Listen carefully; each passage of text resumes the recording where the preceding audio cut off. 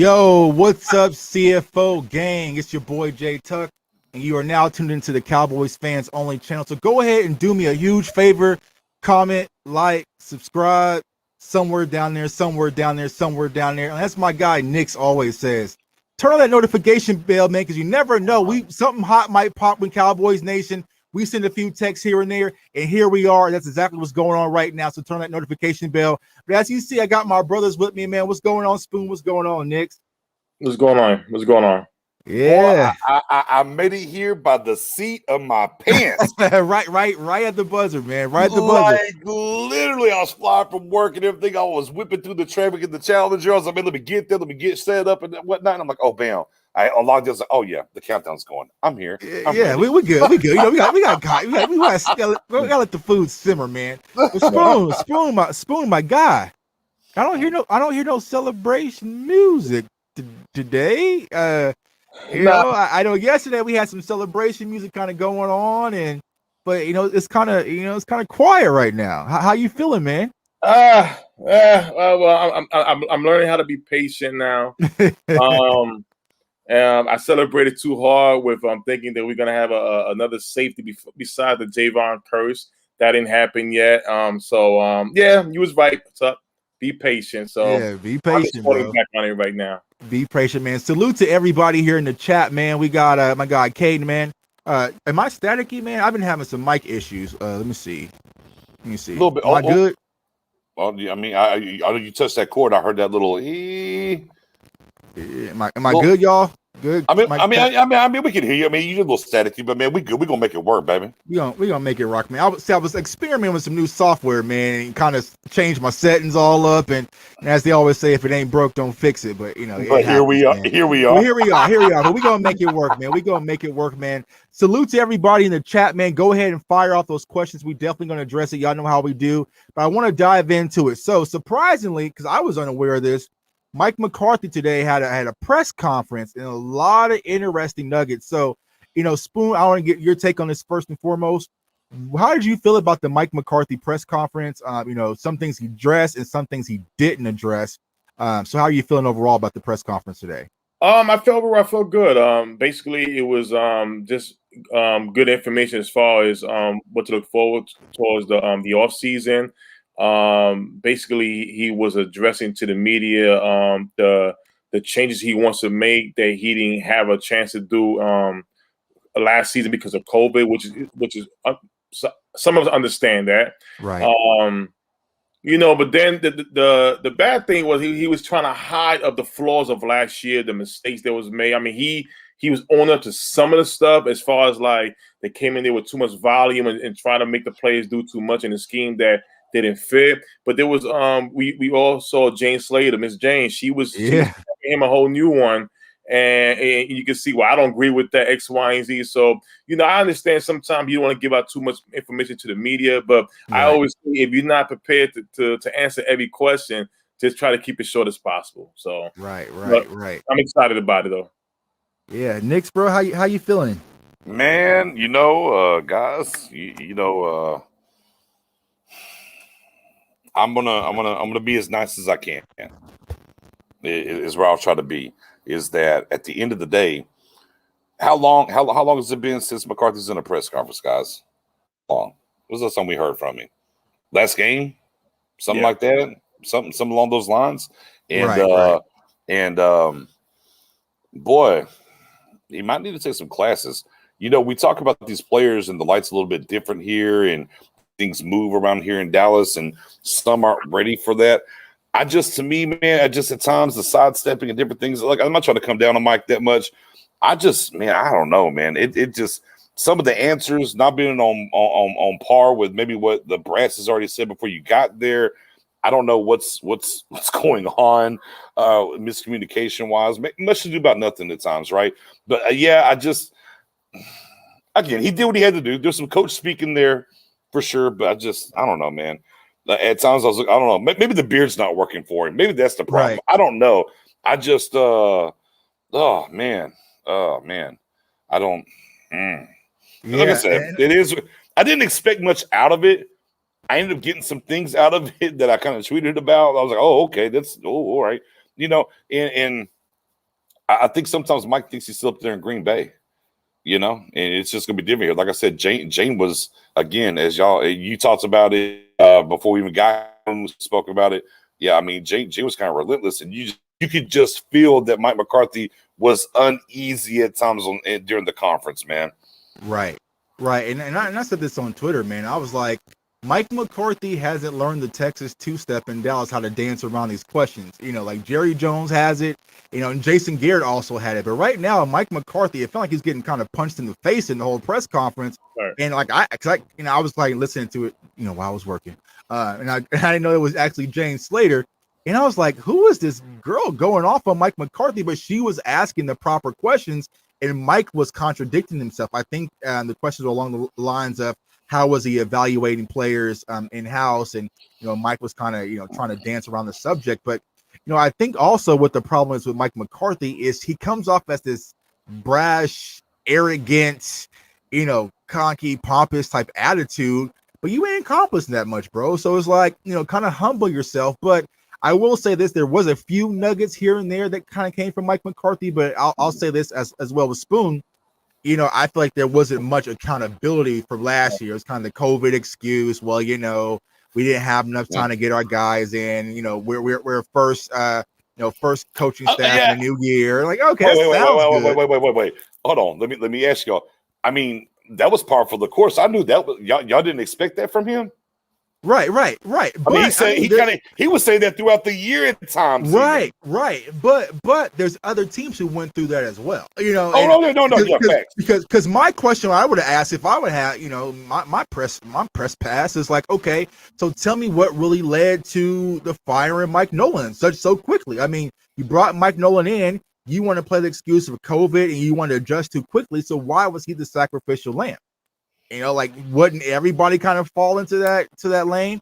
But also, I mean, there was instances on offense that struggled as well. His coaching decisions as well that kind of led to a few, losses possibly in the game.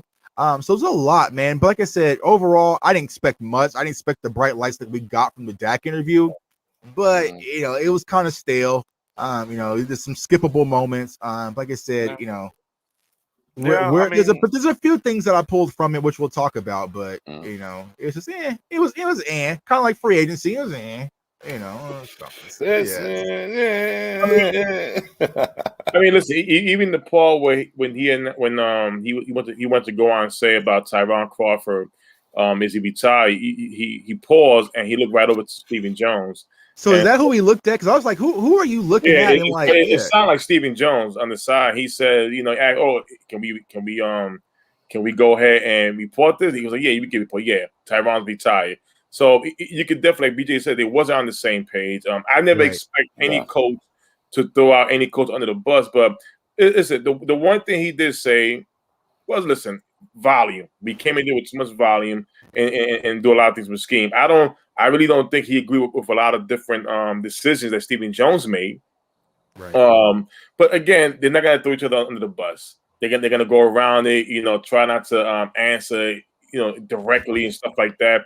And that it looked kind of comfortable for us to watch. The only thing, like I said, as far as what to expect for the season or for the off season, to communicate better, even though we still under COVID, but not as bad as last season. Those are the positive things that I'm glad to hear, that we basically could change this culture that we came from and get the season start right. Right. Now, there was the one thing he brought up, and I know, Nix, we had a conversation about this when we spoke about the draft and how Surtain fits, Dan Quinn's scheme.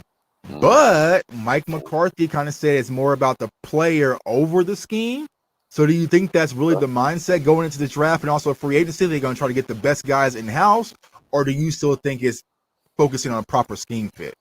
I mean, sure. They said that with Nolan last year, and we saw the results on that, right? Right. So, I do think it is player over scheme. But when I look at player over scheme, I think is, CeeDee Lamb's here. Bring him on. Oh, my God, look what's here. Because you're not going to see it. We're looking at the free agents they signed this year. It looked like in this free agency. Does it?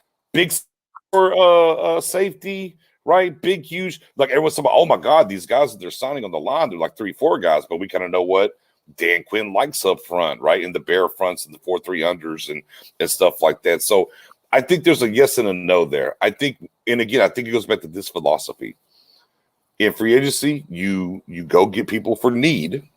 Right. And then in the draft, you go get talent. Now, does that leave the window open for whoever? Take the cornerback situation out of it to be able to be flexible to go get whoever it is that you want. Yeah, I mean, absolutely. But again, if you get down and they say, okay, here let's take Horn over Surtain, they're going to look and say, well, we think Surtain is the best player, and they'll take him irregardless of that. And again, yeah, man. Like I said, the Jerry-ism. We're circumcising a mosquito here when we do this Surtain versus Horn thing, right? So either way, you're kind of good to go. But I mean, back to what my guy Keever just said, man.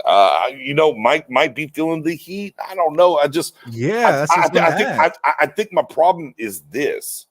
Again, and look, everything y'all talking about in the press conference, for me, my overall takeaway was, you ain't been in front of the camera in a while. There's been some things happened.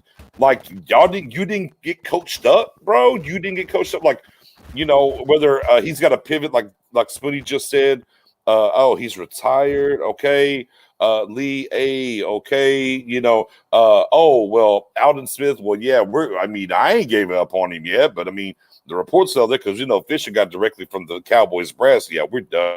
We're moving on, if you will. So it just, to me, I'm like, I didn't see the consistency, if you will. I didn't see the consistency that I wanted to see from what's been happening to the head coach speaking. I just felt like there was what we're talking about, the brights being too light or whatever that is. It just, I was like, oh, okay, this felt a little off-kiltered is what I would say. Right. And just like you just mentioned, it felt like the PR team failed him. Like there was no prep. It's just like, you know what? We're going to do a press conference at noon. We're going to put you out there and go. And I feel like he wasn't in sync. Even going back to the Alden Smith thing. And then also, I think they were asking something about the vaccine for the players in the draft. He was like, he's like, I don't know. Yeah. I don't know. Did you got that email? I didn't get like, bro, like you're the head coach. And so, do y'all think that Mike McCarthy is feeling the heat? Now, I don't want to say it because a lot of people think that I've been kind of hard on Mike McCarthy throughout this season. But I mean, because he even said, he's like, he keeps saying this. I even thought about reconsidering when I came back. He said today as well. And so I'm not sure if he's really feeling the heat. Like, what the hell did I really get myself into? Because for some reason, 2 press conferences, Kellen Moore hasn't really been brought up to the topic. Like, I don't understand why that's kind of been a topic that a lot of the media has skipped over. Like the thought process of Kellen Moore being brought back. What does that mean to the offense? What is Mike McCarthy going to bring to the play call? And it's going to be different. Like a lot of those questions that I would ask hasn't been asked. But do you guys think that Mike McCarthy is possibly feeling the heat already in year 2? For me, no, I don't think it's the heat. I think there's urgency to get something done. Last season, the COVID year, the injuries, it wasn't proper. I know a lot of folks compare to other teams who got a new coach, but they were in better situations still than what the Cowboys are. It's just like I always say sometimes when Mike McCarthy is from Green Bay, right? And he probably never faced the type of media that he's seen now in Dallas. And again, you are coming to a circus, yes. Crazy decisions have happened. He got to stand up there, answer the questions. Right. It's something that he may not be used to in Green Bay. In Green Bay, there was winning. Probably one season, a bad season, and it still wasn't that bad as what is going on right now. There were so many different things that's happened in Dallas, the circus that Jerry Jones and Stephen Jones created, that now he's coming in, and it's like he's trying to clean out. I always compare it like this. We all been in school. And we all know when we have a steady teacher, we under control. Right. But then when we get the sub, we drive that sub crazy. And it's like Mike McCarthy's coming to a brand new class, and he has to fix what basically all the wrongdoings that was here before he got here. And it's the same thing that Dak said at the press conference a couple of weeks ago. He said, we got to get the culture to change the culture. And that's what he wants. So Dak knows. Mike McCarthy knows, But part of the culture change got to go from the management as well.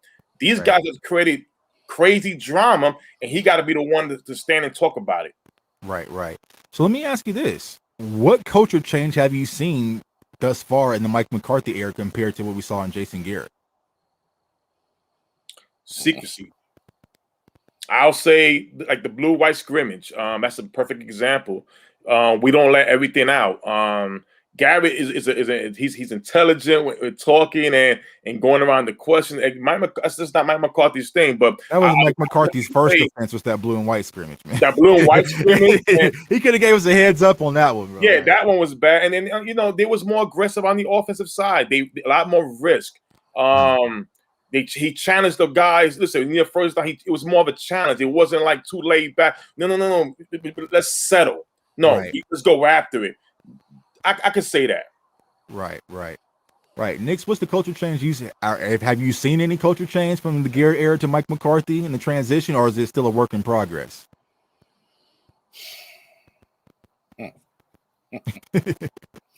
I mean, man, that's because God bless America. Where's my black? Go ahead, man. Light up, man. All right, hold on. When you talk about culture change, what culture change do you want to mean? Are we talking about culture change in the locker room? Are we talking culture change in the coaching? Are we talking about culture change in the front office? Are we talking about complete top-down in-house culture change? Let's be specific here, because there's definitely different levels of culture. From a coaching standpoint from last year, we heard that Nolan wasn't a very good teacher, right? And look, let's be clear. He was standoffish kind of, right? He started the season out up in the box. Why are you the defensive coordinator, bro? Why are you up in the box and not on the sideline? And certain things like that. And then we kind of heard that right through the guys. Well, he doesn't teach well. So there's a coaching culture, perhaps. Well, Nolan was McCarthy's guy, right? Okay. So let's go to the locker room. All right, in the locker room. And that was okay for a few weeks, and then Dak was gone. And, well, here's the culture and whatever you want to talk about beyond that. We know the culture wasn't good because in Washington, your quarterback got his head taken off and nobody cared. So around, right. It's like, wow, I don't care what level of football you play, your quarterback gets nailed. Look, if nobody else but the offensive linemen step up, somebody. Right. Like nobody saw it. Nobody saw it. Andy Dalton was out there having convulsions and nobody cared. Like you had the picture of Amari Cooper, like, word. Yeah. And, right, and gone. And then, of course, the big bugaboo that everybody wants to talk about is the Joneses and what they do and how they move and that culture. And a lot of people believe that as long as they're in power, which they're always going to be until they sell the team, that the culture is just going to stink. Maybe Dak is the Luke Skywalker, if you will, to come in here and change this thing because he's not a beer and nachos guy.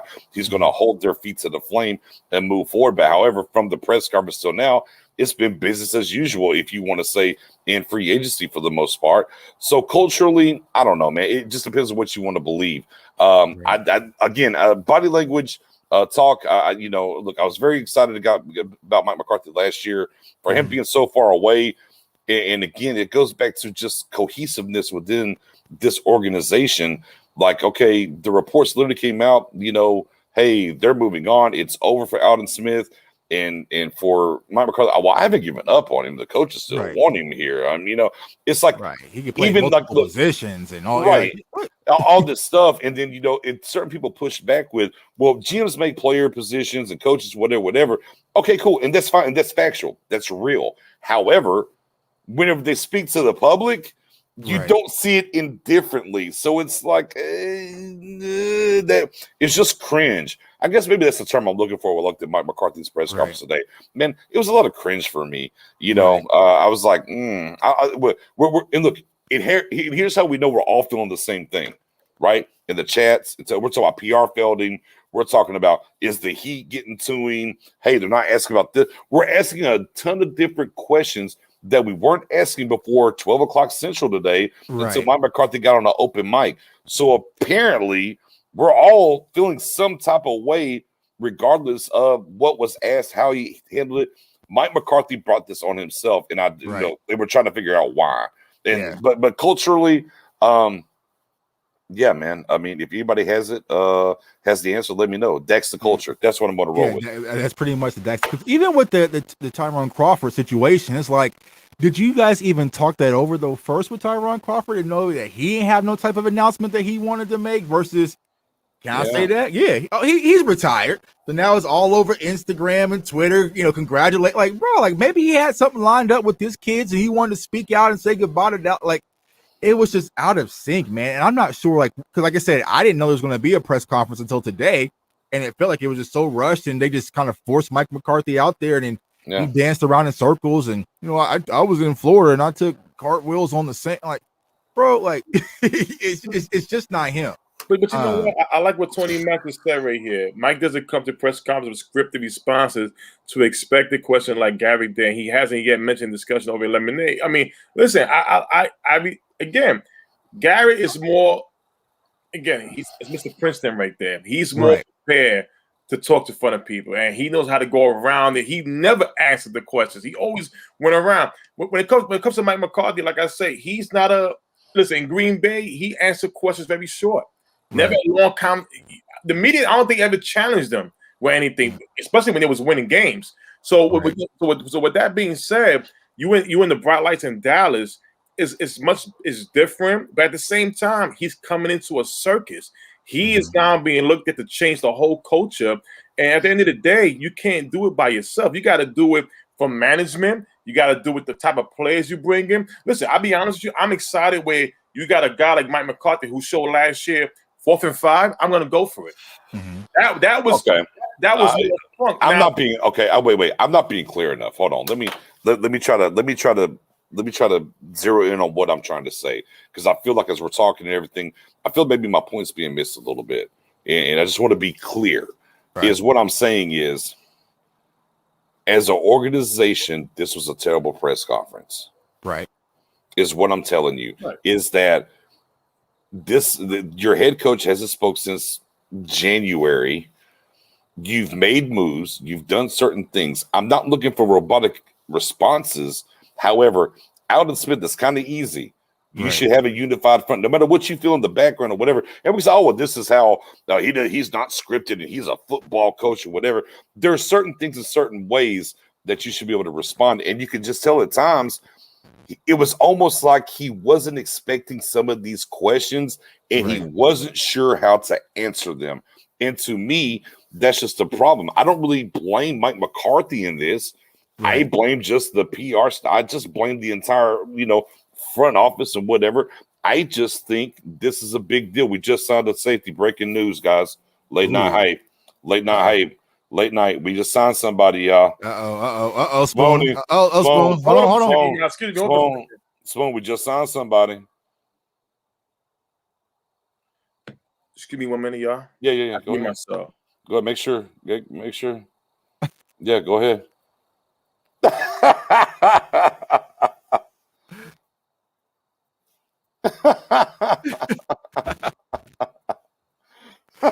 Who is it? I'm trying to pull it up. Who it is? Who is Kazee's in the building, ladies and gentlemen. Kamikaze's in the building. Kamikaze's in the building. So exciting. Congrats. Yay. Okay. I'm better now. Look, man. I'm good now, y'all. Hey, come on, guys. We're out of the woods at safety, if you will. Yeah. Is that Matt Owen, give me love. Hold on. Matt Owen, give me my dad joke love. I read it back yesterday. You give me my love. I'm running it back again. We're out of the woods at safety. Y'all owe me some wings. Y'all owe me some wings. We all made a bet that said Woods would not be here.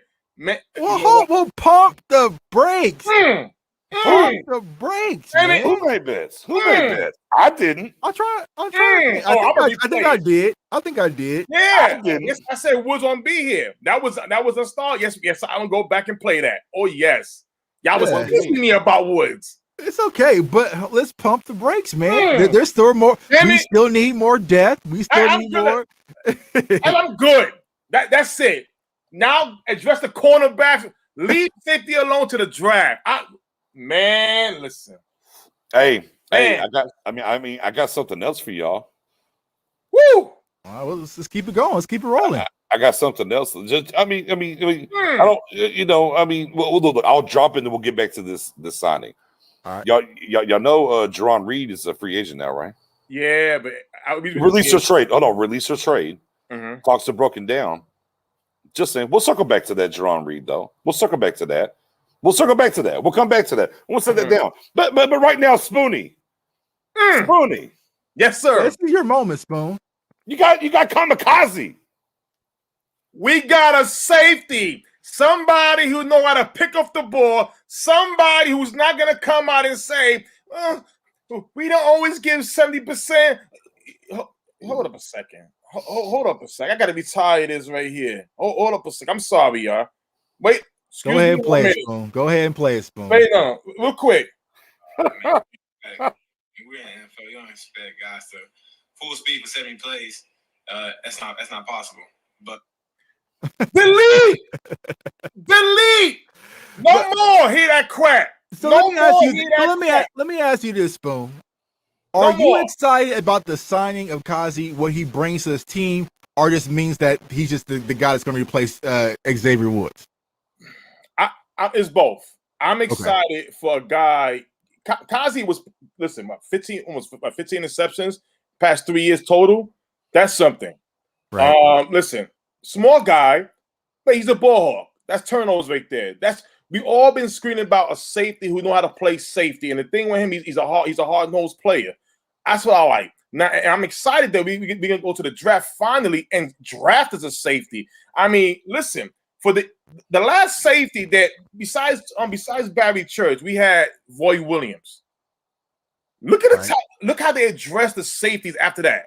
Undrafted, 6th round, 7th round. We got a guy who was basically making a name for himself in the NFL, and we got him on a cheap deal. And guess what? It may pan out, but guess what? We're gonna still draft as a safety. So you're finally taking care of the position, not just, well, I like my guys, and keep week after week we watching the same guys just not play. I mean, go back to that Odell Beckham Jr. end of round run. That was embarrassing, and you like this. Yeah. If that was the case, I know Odell dropped the towel on the floor. He could have picked it up and said, hey, Odell, you forgot the towel. At least, no disrespect. But I'm just keeping 100. It's time. Listen, Cowboy Nation, we got a safety. We got a safety, a starting safety until we know who we're going to draft. I'm sorry. Go ahead, Nick. Go ahead, Nick. Hey, look, Matt Owen, I know it's Kazee, but I don't want to ruin my title for him called Kamikaze. So I'm just not going to call him Kazee right now. I'm going to call him Kamikaze. It is what it is. I don't care. But with that being said, Spoon is excited about this guy being here and is on the way out. To me, what I'm excited about is on the backside means we're going to add a safety this draft. If you wasn't sure where at, they're going to be like, sure, Reggie Robinson is going to get moved back to safety. That's what Dan Quinn said. It is Kazee for Matt Owen. I won't call him Kamikaze no more. But for Kazee, does that mean he's the bridge gap for Robinson? I don't think so. He's not the guy who was drafted by Dan Quinn and them. So what I do believe is they're going to go in here and they're going to make moves and they're going to go ahead and draft him another safety. And you can get excited about that. Whether it's the 2nd or 3rd round, Andre Washington, or Darius Washington, excuse me. Yeah, I mean, Land Shark, kind of sliding. I know Tuck loves him as well, like I do. He's a small obviously guy. height doesn't matter now. So doesn't matter. Well, this doesn't matter. It's safety. Right. It's safety. Doesn't matter. It's safety because Kazee is as well not of big stature. So yeah, man, it's exciting times. Look, they're putting stuff in there. Yeah, absolutely, Joshua Parker. Absolutely, man. They're still going to draft the guy. It is what it is when it comes to that. Woods is gone. We can say the ink is dry now. That was kind of the things that we were worried about. Could Woods maybe slide back in here? Things looking a little iffy.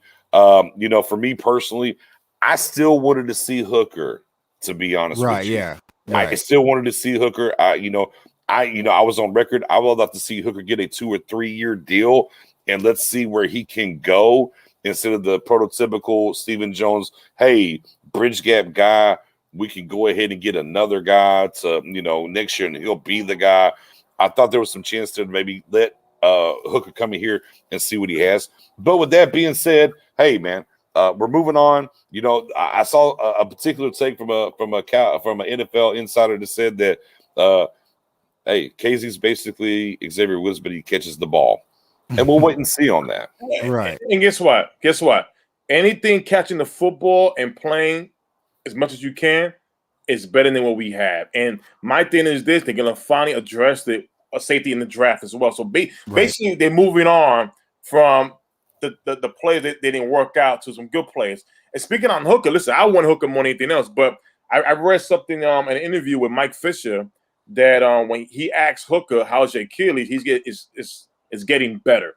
So I'm wondering, is he still if he's not fully healed yet, or was there a timetable that the Cowboys staff was told that, listen, he may not be ready for by training camp all the way. He may come in late August or whatever, and that's probably why they chose Kazee. But I'm happy regardless. Why? Because at the end of the day, like I said, there was no Simmons out there. There was no Marcus May. There was no Marcus Williams. These guys were all tagged. And I'm pretty sure if at least 2 out of those 3 guys I just mentioned was available, the Cowboys would have went after one of them and just get off right there. They didn't do that. Fine, because the guys were tagged. But they moved on and addressed other players that was still better than what they have. And that's what I'm happy about. Finally doing something right.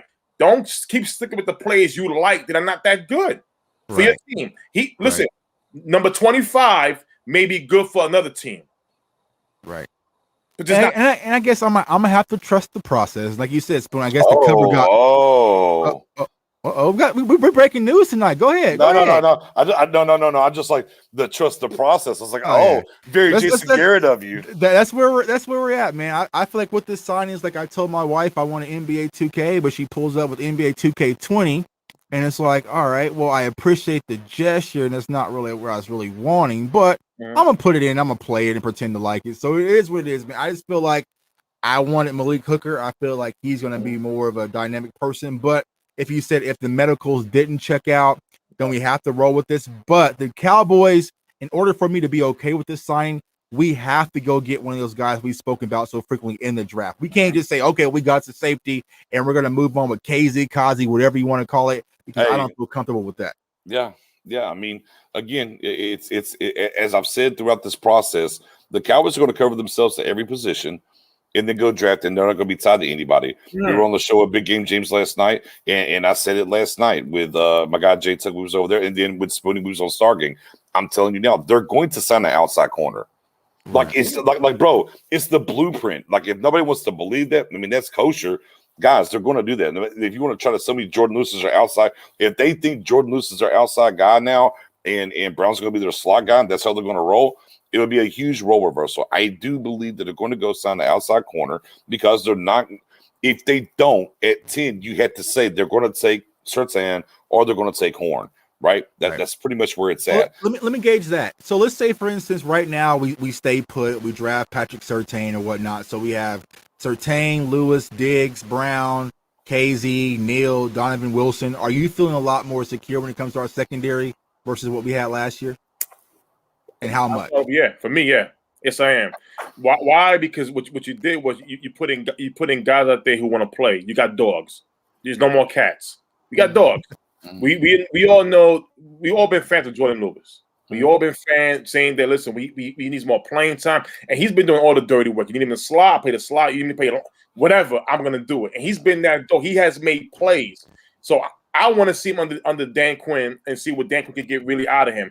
Anthony Brown, Anthony Brown has started 6th-round pick, started as a rookie against quality receivers. Wasn't that bad. Right, he plays hard. We all know Diggs play hard, right? So now you got Donovan Wilson. We've been hitting the wall, screaming why this man is not getting no playing time, even with injuries like Heath. He's a dog, right? Surtain, he come from Bama. Listen, we can argue. We don't hate Surtain, y'all. It's just a pit stain. But we go say corner, we get Surtain. We are fine with that. Why? He's a dog. It could be J.C. Horn. He's a dog. We got dogs back there, no cats. That's right. I feel good about that. It's a good start. All right. So let me ask you guys, because Brian just asked a good question. What does this mean for Reggie Robinson? Is it well. Before we get there, I want to address something right there with this dog, cat, and everything. Cat, dog. Yeah, cat, dog, and all that. Nickelodeon shots of my old heads. Low key, what was the Cowboys' pass defense last year? What we rank against the pass last year? Anybody remember? Nobody remember. No. Anybody in the chat remember what the Cowboys' pass defense ranked last year? No. Quiet crickets. 11th. 11th. Now the run defense, on the other hand, was 31st. Overall, we were like 23-24. Right? Overall, 23-24. So, I mean, hey, guys, cool. Hey, man, we went and got Neal. We went and got 2 safeties. That's great. We signed some guys that are going to be, hopefully help us against the run, right? But the pass defense, I mean, low-key wasn't the issue. We're plugging holes for guys leaving right now. Look, I'm excited for Kazee. I'm excited. Right? It's cool. It's a one-year guy. He's a stopgap guy. It's great. It's great. However, we gave up 155 yards rushing. I don't care who you got back there. If you give him 155 yards rushing, it's not going to matter. Again, good stuff. Great stuff. Hey, you got a guy there. It is what it is. Lady don't have to pass when you're blah, blah, blah. Look, I'm not even trying to hear that. The point is, we got beat by the run early and often, so they didn't have to pass it. You want to roll with it. That's okay. All this stuff is cool. Florida, they didn't have to pass on us. But again, we were so upset last year because Mike McCarthy's bringing in his guys, and this is such a rub the elbow league. But what is Dan Quinn doing right now? He's bringing in his guys. What was Atlanta's defense last year? But who did Mike McCarthy bring with him in that second? No. Whoa. I'm just asking, what was Dan Quinn's defense last year? That's not fair. That was injuries. That's not. That's not right. That's not right. But you got to put it in context. That's not right. Kazee was hurt for most of the year. I'm with you. Kazee was hurt for most of the year. That's not right. So we hope. How is it not right, Spoon? Tell me how that's not right. I'm gonna tell you what's it's not right. Because at the end of the day, numbers can be misleading if you don't explain the actions behind. Anything can be misleading. To come out and say that the defense was ranked, but we're not explaining why the defense was ranked back. They had a ton of injuries back there. Here's another thing. How was the relationship between Dan Quinn and that GM? Did that GM come and get everything that Dan Quinn needed? That's another thing. A lot of times these coaches and players get blamed, and the management is the one who get the pat in the back, like, you didn't do nothing wrong. We got to explain why there was ranked last. Why? There was a lot of injuries back there. Now, my thing is this. If you're bringing in 2 guys who on film, when we watching film and they're making plays, you can bring them into over here. I'm cool with that. Now, as far as Mike McCarthy's guys, Clinton Dix, he didn't even play last year. He didn't play. Where was Brandon Carr? 1 game? Hey guys. Hey guys. It's a quick thing. I got my guy Jonathan from SoFlo in the house, man. What's up, bro? Jay Tuck, what's up, guys? What's going on, fellas? What's going on, Jay? Yeah, so you come into the mix of chaos. We're talking about. I hear you guys, man. I hear you. So go ahead, Knicks, man. I mean, I'm just like I said, just on names alone, I'm rocking more with what the Cowboys are working with now and looking to the draft off names alone. And again, boy, that's a scary slope. We kind of did the names thing last year. How'd that work out for us? What name? Right? Everson Griffin. I was saying last year was bigger names than what we got this year. Yeah. Right. That's what I'm saying. So I mean, again, I like what they're doing. Look. Let me be clear, Spoon. Let me be clear, because I know you're high because Woods is here. I understand that. I'm happy, but anybody with Xavier Woods, right? Right. Exactly. I like what they're doing, but I'm saying, hey, man, let's be clear. Let's hold on. We did this my point is, we did this last year, guys. We did this last year. Like, hey, man, Rob Mandeli's out of here, whatever. McCarthy's bringing this in. Look at this. And man, we were getting blown out on defense. All I'm saying is just a little bit of temperament. Say, hey, look, let's see how it works. Like, yeah, these guys are fine. Okay, they feel they're okay. Yeah, do we like Neal? Yes, I love Neal at linebacker more than safety. I said that from the very beginning. We was tied here. Yeah, Kazee being here. Yes, we like him more. We like him more than Woods. We do have to remember he tore ACL on what, week 2, 3, 4, whatever week it was. I get that. Right. So they're all 1 year deals. We still got to go do work. Let's not think we've made it. That's all I'm saying is this is not a we made it signing. Yeah, we made that same mistake last offseason. Right. I got to explain this. Nobody ever said that we at the finish line, but you got to start somewhere. And what I'm saying is this, everything that we had last year, Clinton Diggs, did he play for the Cowboys? No, we got excited, but he didn't play. We wonder, right?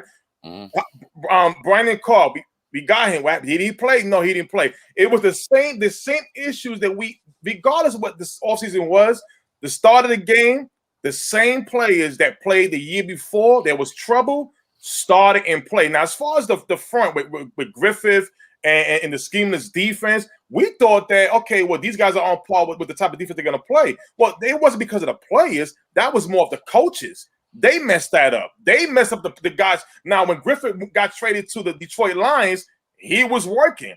Now, Poe, okay, that was something, it didn't work out. He got released. Right. The other guys, they didn't even play a snap for the Cowboys. What I'm saying now is you got a guy like Dan Quinn coming in here. You're bringing back the 2018 defense that we played well under. Remember that Saints game? That was a good game, right? And here's the thing. We having guys that they play. Now, again, I don't go off of rating Quinn's overall defense last year because situations happen. But what I'm glad is you're beginning players to hear that when you put on film, what are they doing? Making plays. What was the one thing that people complaining about? Well, Jalen Smith, he should get hurt. Not hurt. He should get released. He don't know what he's playing. He's on the field too much. Well, they addressed that. They got Keanu O'Neal here. I'm not saying he's the future, but guess what? He's a starter for now to be seen. What's going to happen during the draft? Did Donovan Wilson start last year? No. Another injury had to happen for him to get playing time. They go, fine, put in Donovan Wilson. What happens? The BJ, you said it yourself. The 10 games that he played in, the numbers were compared to Roy Williams. That's years ago. Whose fault was that? That was the staff, the defensive staff that was there. So what I'm saying is this. It's easy to point out that these players were not the same, but a lot of it has to do with the coaches. Just like Mike McCarthy said today this morning, the press conference this afternoon. So why don't Woods get that pass then? What happened? Why doesn't Woods get that pass then? Well, look, listen, I don't even want to mention his name. And I can remember arguing with people in Cowboy Nation when I kept on saying he is not good. No, it's the scheme. 4 different schemes he played in. And all 4 of them, what was all consistent? Couldn't tackle. And guess what? Finally, is out the hat last season. So what I'm saying is this: a lot of it is not just the plays; it was the coaching. It was the coaches. This is why today we're asking about Mike McCarthy about the press conference, why he wasn't accountable. And all he kept on saying was we came into the violence, but he wouldn't say the coaches we had last year, they messed up. Right. That whole staff messed up. Right. Yeah. John, go ahead and jump in, man. How are you feeling about the signing? But also, how are you feeling about this Mike McCarthy press conference that happened today? I do like this Kazee signing, man. Listen, I'm not the biggest Xavier Woods fan, so definitely looking for us to upgrade the free safety position. I was hoping it'd be Malik Hooker though. Right. But it looks like maybe I think what happened was when he went in, I don't think they liked what they saw with his foot or whatever. What was it? His Achilles that he hurt?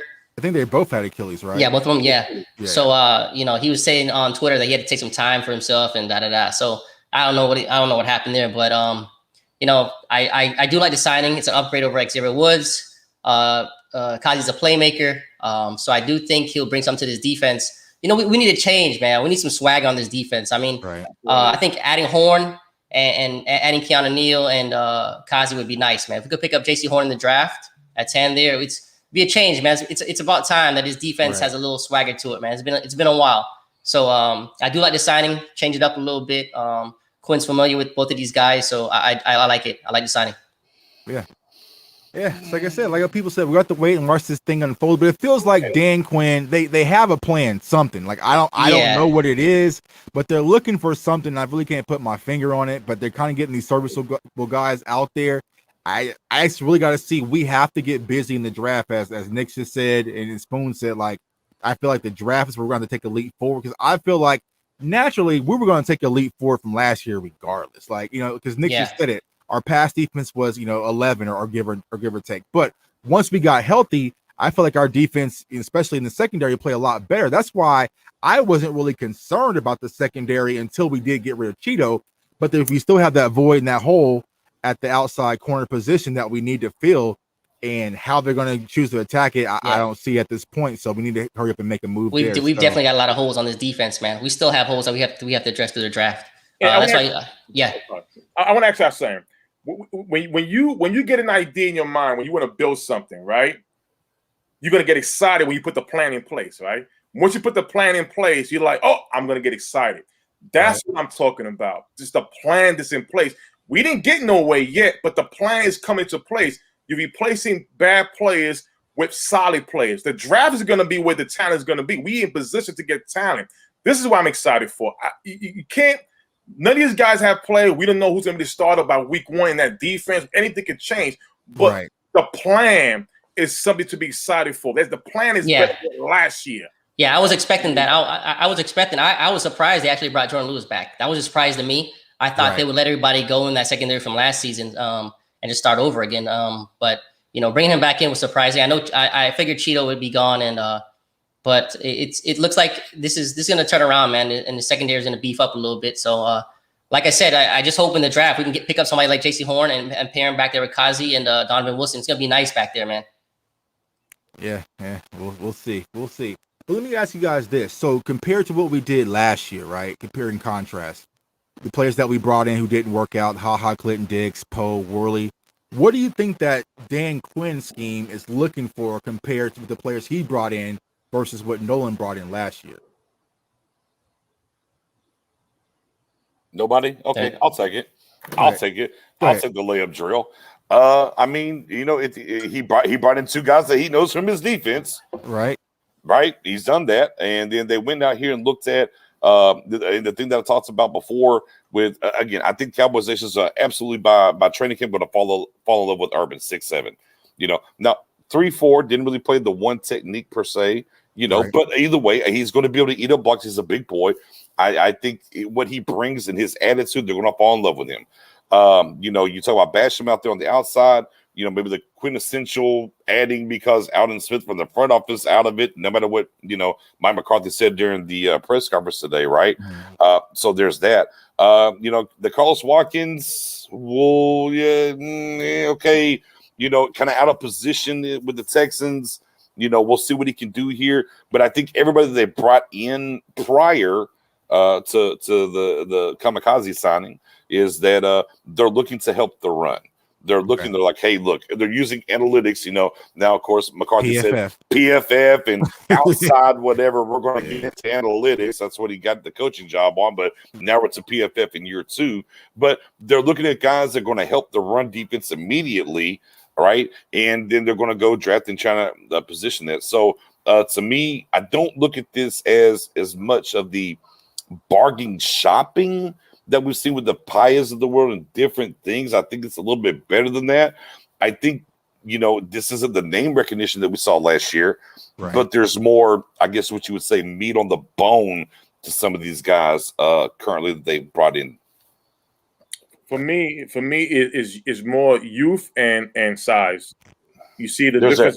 A lot of length. He said that during the press conference too. Quinn's defense has always been a run stop first defense. Right, exactly. So the thing is, you have a lot more length, more size. Where he'll feel that basically when you even putting your hands up during the pass is still effective, and stuff like that. When you got a guy who's 6 foot, 6'1", 6'2", or 6 feet, 330 pounds, you're short. Your most notable lineman is about 6'5", so you're smaller than the average offensive lineman. So he wants that matchup, that size for size. That's when he wants that lane. That's going to definitely help out with the run and also try to help out with the pass to deflect the ball and stuff like that. So, you know, that's a different, and youth, the age. You know, Griffith came in here, like I said, that schemeless defense last year they were talking about, it was more for putting everybody in the same in their type of role. But what it did, it confused everybody. We seen what happened with Alden Smith. He had 3 sacks in two games. All of a sudden, D. Law asked the question. He's saying, well, we're playing his type of scheme. All of a sudden, they went back to the 4-3. We seen D. Law doing his thing. So it was definitely a big confusion. Again, coaching staff. Right. So let me ask you this. So let's transition to draft talks. I know a lot of people in the chat are talking about, and keep those questions coming, y'all. So after hearing the press conference today, the Mike McCarthy, has anything changed your opinion about where the Cowboys could possibly be aiming for as far as the 10 spot? I was trying to find something, like he was talking about defense, right? I mean, that's what he mentioned defense, addressing defense, drafting players in the draft defensively, but he also mentioned, it's not about scheme, it's about the player.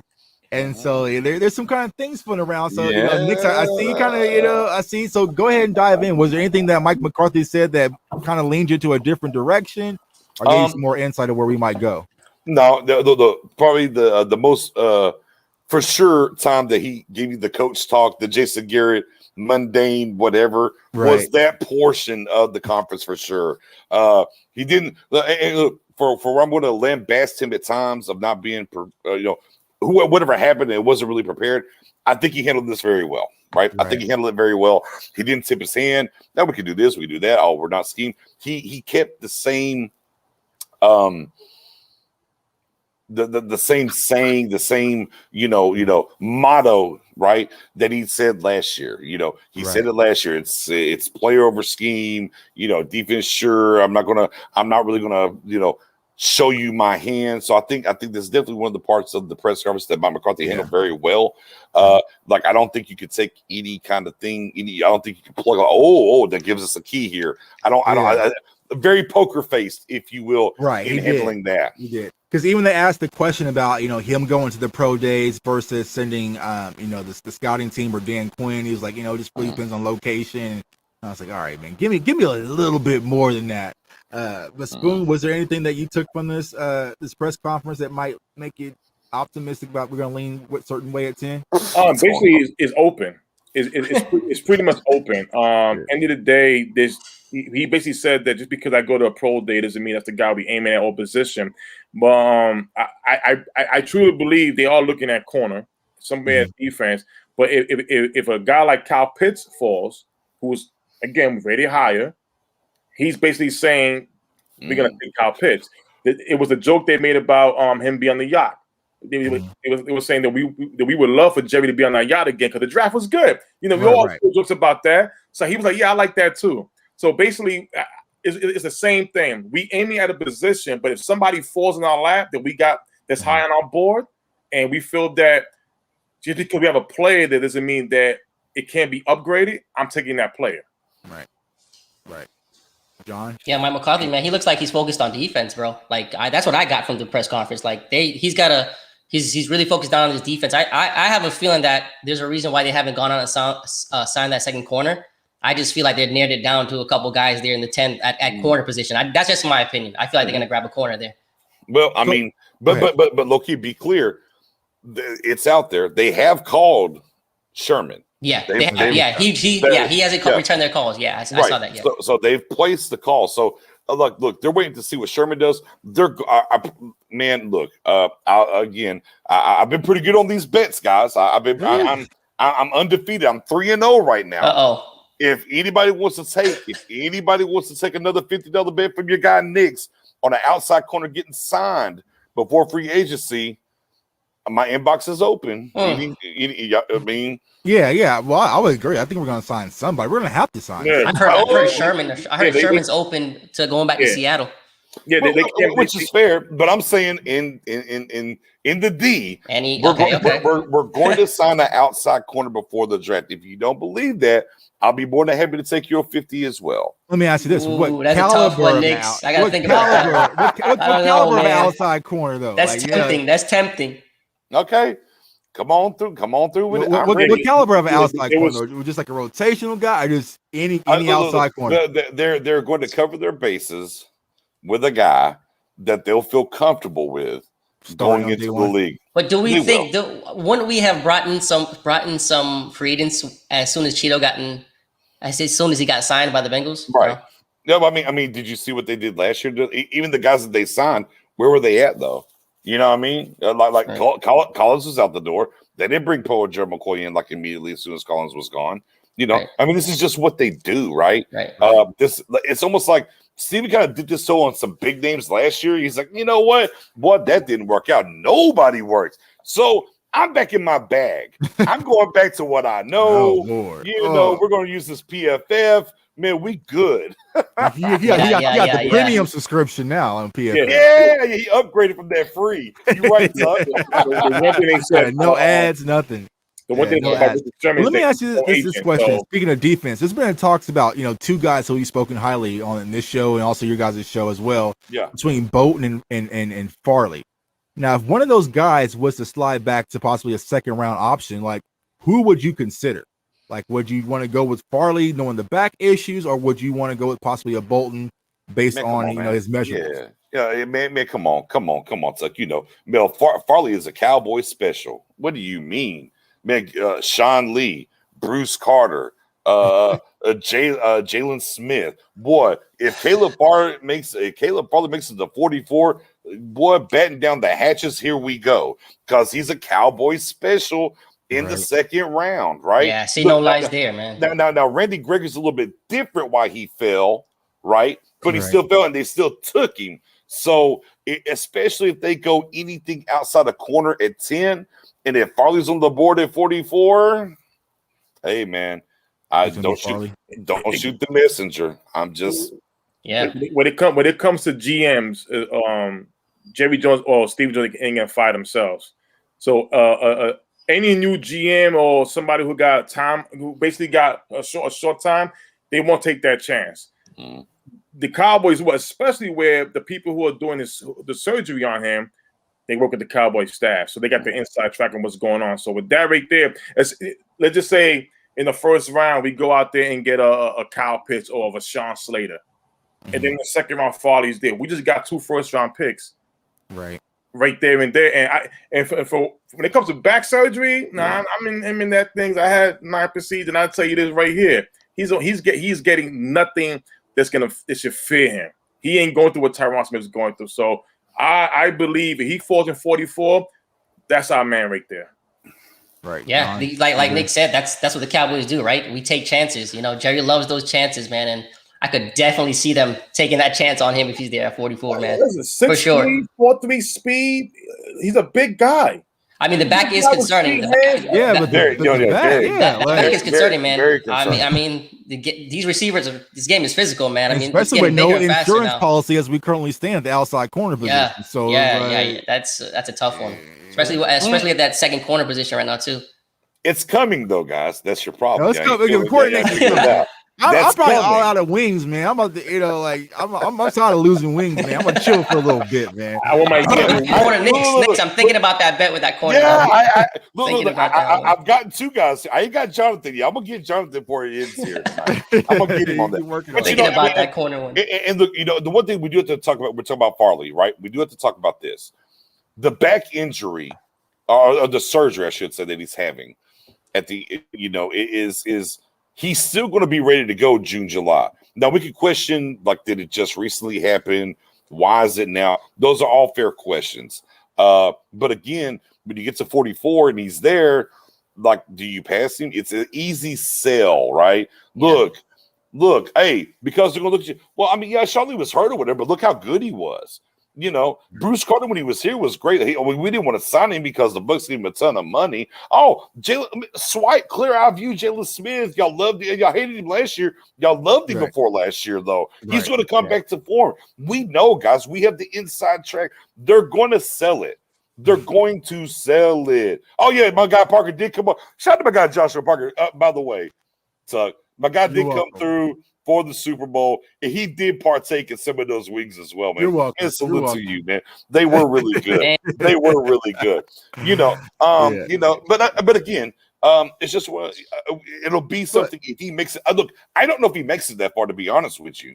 But when it comes to him, don't y'all think it's a blind decision? I mean, an opt-out guy no pro day, you know, back surgery. You just really just going off of what you're definitely not going to get an impact player right away. It might be a few seasons. Sounds like Stephen Jones. Sounds like Stephen Jones to me.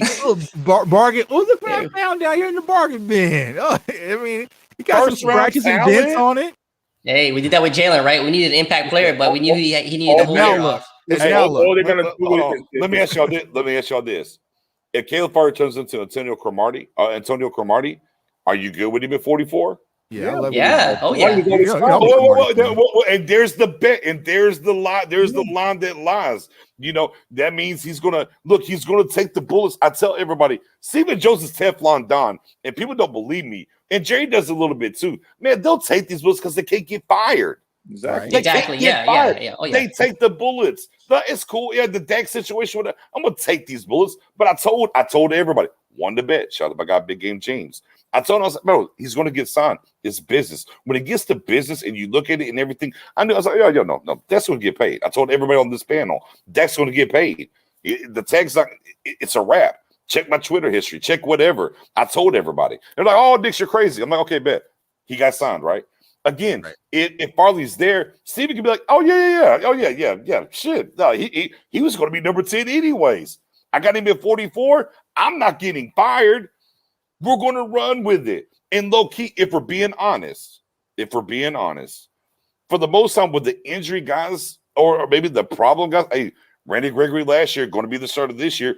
They've won with those guys more than they've lost. Yeah, not said that. Like a lot of those guys, that's where the Cowboys really win. It's like it's not the refurbished free agency that they win in, but like the Rolando McClains, you know, Alden Smith. Now Alden Smith would have really won if we would have traded him when his value was high. But you know, Alden Smith, Randy Gregory, so those guys. I mean, Lyle Collins. I mean, the list goes on and on. So you know, maybe this is an opportunity to get him if he falls, because you know what I'm saying right now. I'm seeing, you know, Horns pretty much jumping in because out of sight, out of mind. And then you also got to toss in the back injury. So if he's there at 44, but, you know, I'm just a huge Bolton fan. Listen, the procedure is basically it just remove the nerve from the disc. And again, he's not a offensive lineman or a big guy. Normally, when big guys will wait, that's the issue. He'll be. Listen, but we're a month out for the draft, though. Right? Like, why now? Like, so did something happen during training? Like, what kind of sparked it? Well, here's the thing. I'm not saying that we do get it. I'm not saying for him to be a starter year one, because remember, Sidney Jones was taken in the second round by the Eagles. What happened? They forced him in there in the second year. Horrible. Down, and what happened? Jalen Smith didn't get the playing time right away. They let him sit for a minute. So I think for the first year, it's going to be something where, listen, we got what we got. Farley, this is your redshirt year. You're going to work yourself out, get yourself back into shape, make sure everything's good. But again, if the surgeon says, listen, he's fine, just got to get back into workout and rhythm, there's no reason to force him. He's not working out at all right now. It doesn't mean you're going to lose your speed and your technique. But at this point, could the Cowboys – go ahead, Nick. Exactly. But if you're putting me on the spot and saying Bolton – or Caleb Farley, I mean, I'm taking Bolton. Okay. I mean, let's be clear. I'm taking Bolton. I'm speaking to what Steven thinks and what he's done and everything else. But let me be clear here before this gets lost in the sauce. Hey, look, as me and my guy Matt Owen and Space Cowboy, shout out to those guys, Professor O in the building, I know he's watching right now, is that we did the mock draft and both those to 44. Man, I couldn't have ran fast enough to the table with the Bolton pick at 44. However, again, and also let me be clear when we're talking about and clear this up. What I think personally, so I'm on record on this, I don't think Farley's going to fall out of the first round still. I don't think he's going to. Even with this procedure, I don't think he's going to. Because, again, people hear back, they get nervous. Right. Man, we're on the outside looking in. They've already said he's going to be ready to go June, July. When I'm sitting at 25 through 32, I need an athletic corner, a guy that might have been considered top 10, and I'm sitting there and I'm kosher and I'm sucking on my ribs and everything. I'm like, oh yeah, man, bring him. You think for 1 second, right? Look at the team like the Chiefs at 31. Chavius Ward could be gone. Could be. Right? Breland's up out the building, whatever. Look at how they've positioned everything. Bro, the Chiefs could easily sit there and take Caleb Farley and look like and as soon as Caleb Farley gets taken by the Chiefs, oh, look at Cowboys Nation's going to go, oh, look at the Chiefs. Oh, they just got Caleb Farley. We should have did something. But right here, right now, in March 25th, oh, Farley, fuck no. We don't want him. Hell no, not at 44. I wouldn't see that. Yeah, I wouldn't well, I'm talking about some of the guys in the chat. So will Farley will be able to play this season? Is that medically? Is that? Yes, they did say that. Yes, he will play this season. But again, like I said, he's there at 44. Again, if you're in a position where you're not on a short leash, like BJ said, the Chiefs, Andy Reid, he runs it. He's not on a short leash. Jerry Jones, Stevie Jones, not on a short leash. Bill Belichick, not on a short leash. It's only certain. Put it this way, it's only a little bit of the team, small, like these 3 to 5 teams that can take that chance. And if it's not, it doesn't turn out well, it's okay. Everybody else, you're getting accountable for that. Right. So, like I say, I would take if he's there at 44, and depending if we get an offensive lineman in the first round, like a Slater or God forbid Pitts, and Farley's there in the second round, I'm taking Farley. That's just for me. Yeah, it's just too much talent to pass up. If he's there on the board, man, there's no way you can pass him. Especially if he can play this season, for sure. I wouldn't pass him. Cowboys would know. And medically cleared, there's no way. Look. I like my guy Tuck's face. Go ahead, Tuck. Tuck, you missed. Hold on. I know this is your show, fam. Hold on. Yeah. No, I know this is your show. I know this. I understand that. However, I'm gonna take that host mic real quick because I'm watching your face. I'm looking at you. No. Oh, no. Go ahead. Tuck, what you think about Farley? Like, let the people know. Bro, an opt-out player without a pro day with back issues. Wait. You worried about pro days now?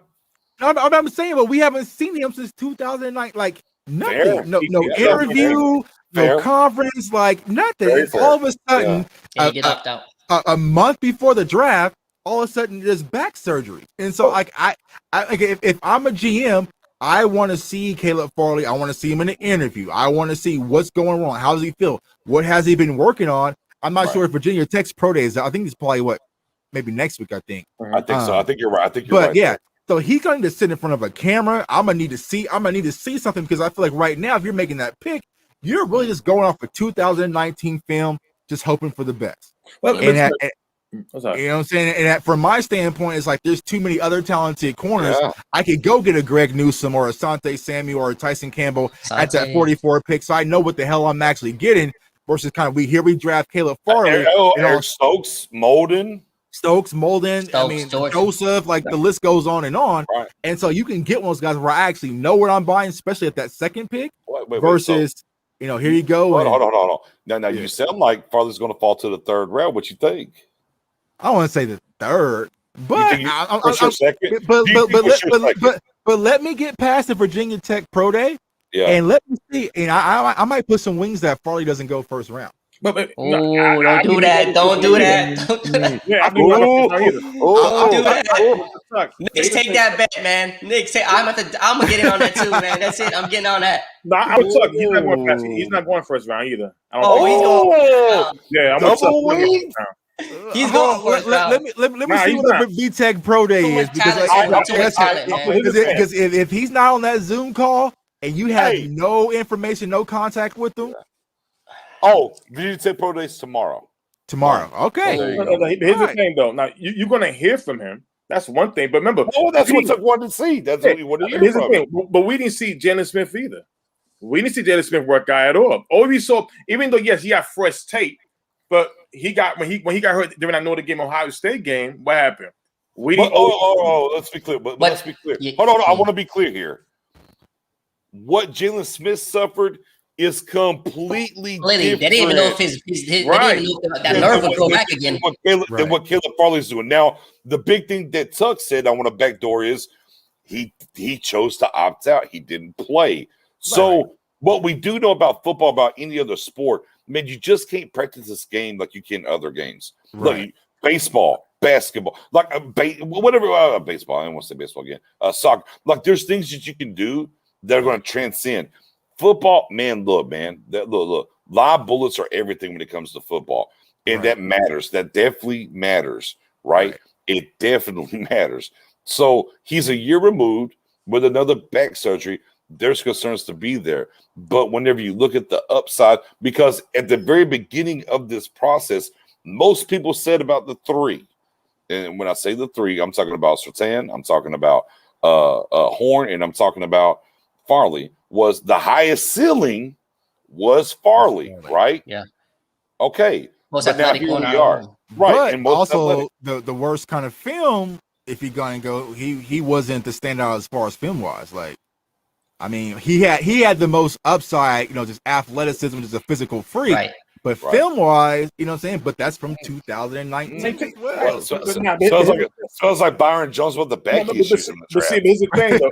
Here's the thing. Yeah, right. If he would have if he would have opted out last season because of back, okay, that's a different story. He opted out because got his family with the coach situation that happened. That's why he was the first player to opt out last season. So my thing is that I don't, again, and I told somebody earlier today, when you hear surgery, it's how you take it. It could be something big or something very small. Anytime you cut skin, that's considered surgery. And for the surgery he's having, the mastectomy, all that is pretty much the nerve. Well, part of my language. I didn't mean that. Wait, I'm lost right now. What you happened? What the hell is happening? Nerve. I apologize for that. Oh man, Smooth just snipped Farley, bro. What just happened? That's what he's going in for. Excuse me, bro. Time out. Excuse me. Time out. Like my man Smoothie said. My man Smoothie just said, "Hey, look, Caleb Farley, you can be in the league.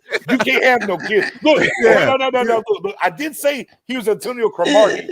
right. Yeah. Maybe one stimmy you can have 12 kids. Holy shit. Yeah. You heard that Cromartie? For that Cromartie comparison, said cut that man off, right? Cromartie, you watching? Now, medicectomy. Medicectomy. Oh shit. Trust me. Now that's breaking news, man. We froze, bro. We're like, what the? Caleb Farley now going to surgery for a vasectomy.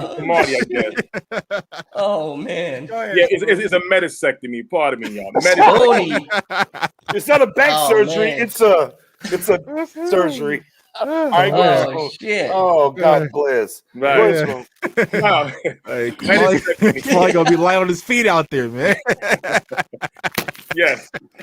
Listen, I apologize, y'all, with the vasectomy. I apologize. Oh man, that was funny, man.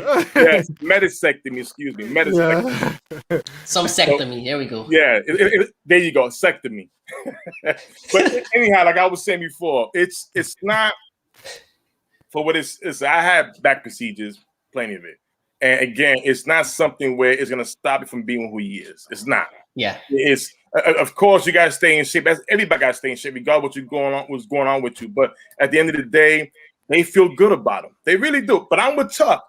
He'll go out the first round, not because of the surgery, but because how many GMs will have that can really just draft him without have to deal with the consequences later on if it doesn't work out. Look, in my opinion, if he gets cleared medically by these GMs or the team doctors, and the team doctors allow the GMs to let him know what's going on with him, I think he goes anywhere between 15 to the last pick. That's just my opinion. I think he's just too much of a talent. He's just too much of a talent. Too athletic. He was the number one corner on many people's boards before this back thing popped up. Right. But again, if he gets cleared, I just still believe he gets picked in the first round. Just but do you think that can happen? Do you think that can happen without any personal workouts or anything? Like, if the doctor comes out and say he'll be cleared by June, and we walk into the draft, you think your team's going to take him in the top 15? It's going to be tough. Yeah, it's going to be tough. It will be tough, without a doubt.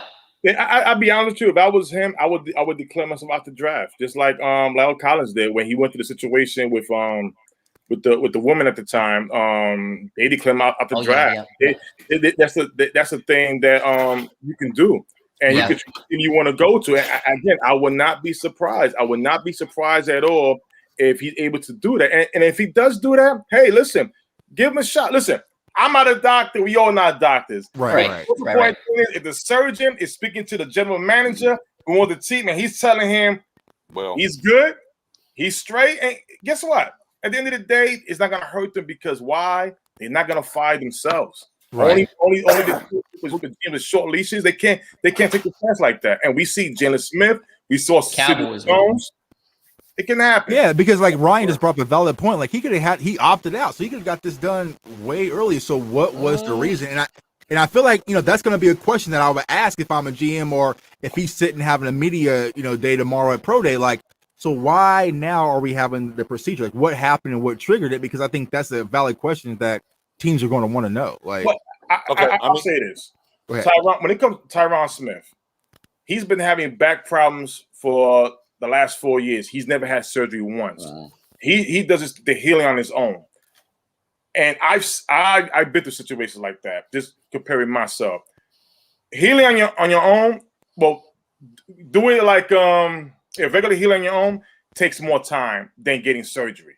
The only difference is with surgery is a quick fix, but you never know how it's going to affect you down the road. Tyron likes it naturally, but guess what? It takes a long time, and he every year he's missing games or he has back issues all the time. Right. That's the way he does it. With Farley, this may be good enough for his career until he reaches his 30s, and then he's feeling it different. You know what I'm saying? And that's what it is. It's a short. You're not guaranteed for 2 contracts no more in the NFL. Once you sign that rookie deal, it's pretty much don't plan after 4 years. Can't plan after it. Back in the days, it's a different story. They would give you the money in them years up front without you even performing. Now it's a different story. So by the end of the day, it's one step at a time. If they feel that he's going to be good and he may come in there and does his thing, hey, Cowboys would make the best decision out of everybody if he pans out. If he doesn't pan out, well, all right, they made a mistake. But guess what? Nobody's getting fired. There's no right. Or you can say, well, we took a chance. It's not a bad chance at all. No. Like Nick said earlier, that we're known for this. This is what we do. Right. We love taking these chances on these players coming out. So I could definitely see us at 44 taking him. 44 for 44, but probably exactly. We'll say, but say he's on 10 is out though. Probably say 10 is out. Yeah. There's just definitely take that. Tuck, we're not taking the corner at 10, period. So, exactly. Yeah. Well, I'm gonna ask the question because we had another pro day today, and Micah Parsons run a fantasy 4.3, man. Like I'm running 4.6 at my pro days too. Like these numbers. Do you think that Micah Parsons has won will be gone in the top 10, which is something we can all beg and pray for? I know my guy. Can I put my what's my guy from Florida with all the dreads just got out of jail? What's my guy's name? The rapper. Kodak Black? Can I get my Breakfast Club Kodak Black on and say, I hope so? Right. I hope so. Yeah. Like I said, my guy Philly podcast, man. Yeah, the Eagles. Let's go. We're out on Parsons. We're out on Parsons. I'm out. I've been out on Parsons. I was out before I've been out for over a month. Yeah, I mean, pretty much, when I started doing draft film, I looked at him, I looked at Surtain pretty much out the gate, and I was like, nah, Parsons is out. Because that was one of the high topics that a lot of people were talking about. Parsons this, Parsons that. I've been out. But, kind of seeing what we saw today, I mean, one of these defensive players, they have to go in the top 10. Will be agree, or do you think? I can see Parsons go to either Philly, because with their new scheme, they may run a 3-4, don't know yet, but they weak at linebacker, and wide receiver depth is more heavy in this draft than linebacker, in my opinion. So right. I could see the Eagles take them fly on him. Carolina Panthers, they're thin at linebackers, right? They need a quarterback, but depending on what happens, they could take a linebacker, and also Denver's sort of linebackers too soon. Vomit is getting up there in age. Bradley Chubb is, he's still trying to get his move in. They could use a linebacker. So any of those 3 teams, in my opinion, have a chance to take Parsons, and that would be good for Cowboys. For that way, somebody like Pitts could fall right to us, and we could make our decision right there. Right. I think that as we look at this thing and we're going back and forth, these different players and that. You know what I think? I'll go on record now. I'll own it if I'm wrong. Go ahead. I think there will be 2 defensive players in the top 9. Ooh.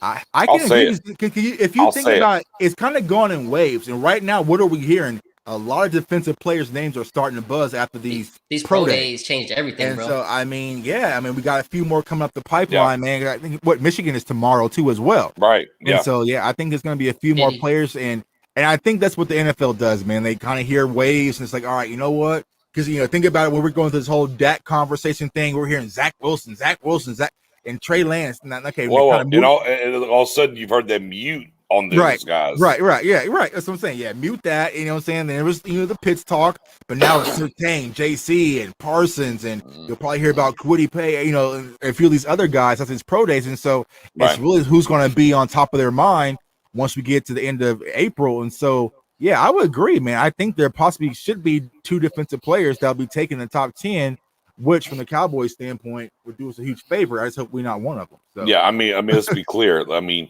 and I said this for all these different guys defensively pro days. I'm like, when's the last time you seen a top 9? There's not a defensive guy taken. Right. Not one. Not one. Right. So I think one for sure. I'm going to go on the limits that it's going to be 2 is where I'm going to go. I said it'll be 2 defensive guys being taken. My guy says Parsons 8. I mean, look, man. I don't know. No. Let me be clear. Let me be unequivocally clear as it comes to Parsons. I don't care whatever charge, this, that, and everything happened. Like you're doing hazing and saying you're Sandusky now and everything else. You land in. Look, he can go anywhere, and it probably won't pop. If he lands in Dallas, all that from that little civil court stuff is going to pop immediately. Right. It's not going to happen. It's not going to happen. You can call it hate all you want to. I don't hate the player. What I'm saying is, and I've said this before, every player can't play in Dallas because the lights hit differently. The same thing that we just talked about with Mike McCarthy, the things that are happening at the end of the day. And look, Parsons has kind of positioned himself very early on about coming and playing in Dallas, right? And look, we had 2. Look, and let me be clear. We had not 1, but 2 different scouts from the Cowboys organization at the Penn State Pro Day, right? They did their due diligence, but the off the field stuff is going to turn into they're not going to take him. Low key, look, if y'all want to buy the Parsons sub 4.40, that's fine with me. That's great. Look, if we're talking about 40 times in these pro days, I'm willing to bet if we add up, Mando, there it is, Mando. yeah.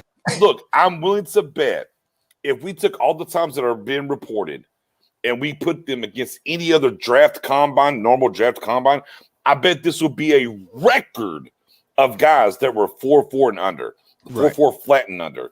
So it's like whatever. A lot of these times are 30, if 37, my guy 38. Darius Washington, man, I'm going back to the TCU coaches. Like, bro, what did y'all do? Like, y'all reported my real numbers? Like, you see what's going on? Like, I love Asante Samuel Jr., bro. 4.3. More egg as well, right? Yeah, both of them. But Joe, we put him through those drills. Yeah. Let's slide on down. So yeah. Now, again, Parsons just can't be in Dallas. It is what it is. I'm sorry. He's not going to be able to be here. Oh yeah, that's all it would take. Okay, you're a Dallas Cowboy, but when I was at Penn State, Micah Parsons, he did that. Here we go. And it's just too much of a headache, and the upside isn't really there. So it's never about his game. It's just about the we're tired of we want to break the tradition of a defensive play against suspended for the first 4 games of the season. We had like 2 or 3 that in a row. We don't want to hear that again. So it's just safe not to touch him. Right, especially you got to think about what are we seeing right now with Deshaun Watson as well. Like, man, teams ain't gonna want to touch all that. Right? Like it's just too sloppy, too messy. Hold on. And the Eagles are going to take Parsons anyway, so we good. Yeah. Now, I'm going to ask you guys. Let me ask you guys this. All right, so what you plotted, man? Let's say Parsons there in the second round, 44. No. Okay. No. I take him. What? Second, like at 44. What if he's there at the 44? You gotta take him. I mean, he's not going to be there. If he's there, bro. I mean, if he's there, Mike Jones. This ain't smoke and mirrors. This is stuff that happened way before the process, man. You got to go research this and do this. Look, if you don't want to believe me, man, that's fine, bro. You want to buy what I'm saying? That's cool. His off the field stuff I'm is telling you, go do your own research. It's not smoke and mirrors here when it comes to Parsons. No, yeah, I heard Brian Brothers talking about him today. And I don't think it was addressed today in the press. Like, yeah, not yet. they put the dancing around it. They're waiting. They're like this. Look. Yeah. They're like this. They're waiting. They're waiting. Yeah. They come to Cowboy land. Is ready coming out. Lawsuits, X, Y, and Z. Listen, look at Zeke. We learn from that. Right. Even though I'm not trying to. It happened in college, and what happened? That bright lights, man. And even with a personal NFL investigator, a former police officer, detective, NYPD detective, she even said he's innocent. And what happened? Suspended. Right. Was that BJ's executive order about 16 or 60? Regardless of the charge or whatever, NFL can still discipline you. Regardless, you're guilty. Get them. So Parsons come here, that will come up, bam. Right. Yep. Right. And we don't want to go through that, man. It's No, man. Hell no. draft, and there's plenty of talented players out there. So yeah, man, like, you know, we kind of went an hour and 30. You guys still got time? You want to keep it rolling or what? Man, I'm chilling. I'm good. Good. So yeah, keep the questions coming, man. I'm trying to think what else has been going on. So yeah, let's go back to the Mike McCarthy press conference for a second. Alden Smith. So do you guys think there's a window of possibility he's going to return back now based on what McCarthy said? Or do you think that we got to go by the reports that we originally had that he's going to be fully out? Well, for me, I'll say I think just thinking about what McCarthy said, that he's not out of him, I think it was more personal when it comes to a personal issue that he's going through. I know Brian Broaddus and Fisher, they mentioned it, but they didn't details. But I think McCarthy, by him saying that he's not giving up on him, it was more of a personal thing where, like, we're still here. Let him take the time out to deal with whatever he's dealing with. There was word of maybe mental health issues going on and things like that. Then there was things mentioned where, you know, he needs money for his family. So, like I said, they're not going to air out his dirty laundry. But I think when McCarthy said, I'm on him, I mean, I'm not giving up on him, I think it was more of a personal thing, like, we're still here for you, and let's see what happens down the road. Yeah, Mike McCarthy said it in his press conference. He personally hadn't moved on from him, you know. So it's a personal thing between them. I mean, I'm sure he's probably helping him out after he's come back into the NFL. But from what I've heard, is the Cowboys front office moved on from him. So I mean, if they moved on, and I guess he's gone. I don't see him coming back. But personally, I think he had a good relationship with Mike McCarthy. And Mike McCarthy was probably trying to help him out, get back into the league. Okay. So if we're buying the Mike McCarthy loves him still, then we can't buy the same report that the Cowboys are out come November. Because you can't have your cake and eat it too. Because that's. But who was out on November? Was it? Whoa. But the thing was, his reactions to what in the report was from certain guys that would talk to the Cowboys brass, if you will, that they were out in November on him. But you literally could have traded him, but you didn't. Seattle, yeah. So look, none of this adds up. Here's my point. None of it adds up because you could have traded him. You didn't trade him. Then it was leaked to the media, Fish and them or whoever, that, I mean, basically early November, man, they were out. Then you heard the head coach say, no, I'm not out at all. Right. And again, this is back to there's not a conciseness between Steven and McCarthy of what's going on. So here's what happens.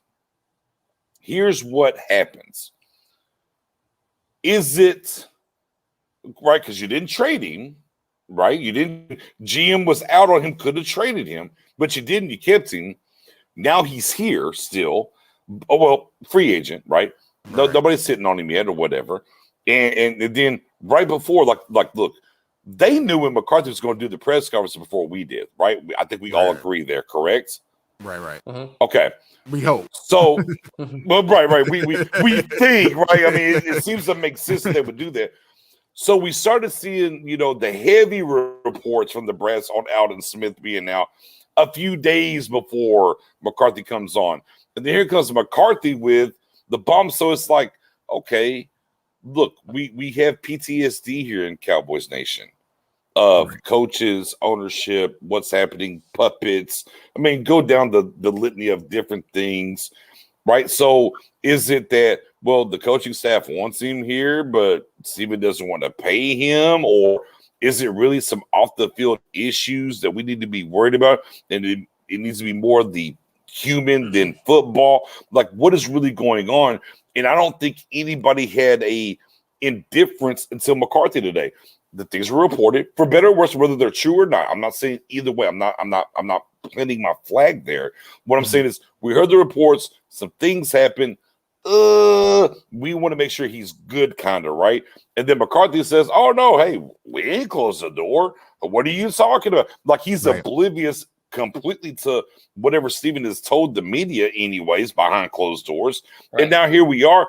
Now I don't know what we at 9:36 on a Thursday, saying, well, at noon today, he said this, but we've heard completely different. And I think the problem is for Cowboys Nation is McCarthy's take. Oh, look, we can kind of pivot however we want to pivot it. Oh, well, it's not really that big. Oh, y'all said campaigning for the guy, if you will. He doesn't have to say the things he said on record, right? To come back, right, and then come back and do what you did. So I don't know. It's just weird.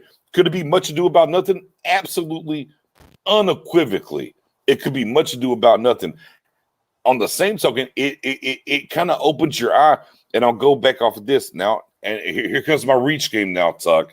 Right. I'm reaching. I'm gonna cast my line way out here. Let's go. I'm not saying that it's true or not. I'm gonna cast my line though. I'm just gonna throw it out there because you brought up said, well, nobody's talked about a particular offensive coordinator that's gotten signed and what you would say. And then we've all kind of spun the wheel of morality and said, is he on the hot seat? Is he not? Man, we heard Mike McCarthy before up there, about free agency not happening. Now here all of a sudden he's like, well, we kind of want to, the front office is out of Smith. Well, you know what? I want out of Smith though. Right. Am I trying to position myself to be different? Because we talked about this last year. Look, again, this line is deep, guys. I'm sorry. Because we condition ourselves to say, is he really doing these wild ass fake punts and go for it just because he wants to be the anti-Garrett? Right. So is he trying to be the anti-Garrett again? And, they said Allen Smith's gone. No. I want Allen Smith still. So I don't. It's just very weird. Like we can riff, like he's trying to kind of disconnect himself from the front office. Right. I mean, again, I don't think so.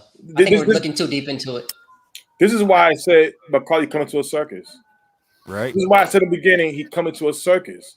This is what you're dealing with. It's miscommunication. We don't know what's going on. Jerry Jones, who's the head guy, he said in November that he wants Alden Smith back. Right. Brian Broaddus and Fisher came out. But Jerry doesn't run the team anymore. No, I understand that. But what I'm saying is, I just want to be clear for everybody else. Right. We understand that Stephen Jones runs the team, but at the end of the day, Jerry said that. So now, by you saying that, during the offseason, we're waiting for what's going on with Alden. Fisher is one thing. He sometimes say things to hype up coordination, but Brian Broaddus, right? That's who I trust. He keeps it 100. He came 2 weeks ago. He came out and said he doesn't. The question was asked about Alden Smith. He doesn't see him returning. There was issues. Right. Now, what are the issues? We don't know yet. That needs to be reported. We don't. Right. But now Mike McCarthy coming out saying that he's not out on him. It's really how you take it. I do want to go again. I'm sorry, I'm not trying to hijack here. Can you put Matt Owens' thing back up real quick? His very last comment, because I want to read that for the people that if you were out on him, why didn't Gregory get the lion's share of the snaps? Considering he was outplaying him anyways, it doesn't add up. And see, this is what we're led to believe because it's on the unified front. Because if you were out in November, Gregory literally was kind of outplaying him, right? But you kept playing out it anyways, so. We're saying that back to the GM standpoint. Well, the GM makes the calls, but the coach kept doing it. We're kind of going back and forth. To me, again, and I retweeted it earlier today, and I said, man, it seems like this is something. And low key, I'm not really tripping. I'm going to double down even on this. I think there is something here because the TMZs of the world, they break the bad shit anyways before anybody. And we went for a time where it was bullshit to it's real. No, sorry for cussing on your channel. Good. Okay. And then if there was something, if there was something that was going on, to me, when I hear, it's some personal, some things, boy, in my head, you know what I hear, guys? You know what I hear? Des tape. This is what I hear because there's no Adam Schefter's reporting what's going on with Alden Smith. Oh, now to be fair, no NFL team apparently has reached out to Alden Smith either. On the same token, again, there's nobody said there's any issue with Alden Smith on any front whatsoever. Something is aloof here is all I'm saying. I don't know what it is. I can just bring up the facts on both sides of what's being said back and forth and everything else. There is something aloof when it pertains to Alden Smith, coaching, front office, whatever. There's something aloof here. I don't know what it is, but something doesn't smell right to me. I think.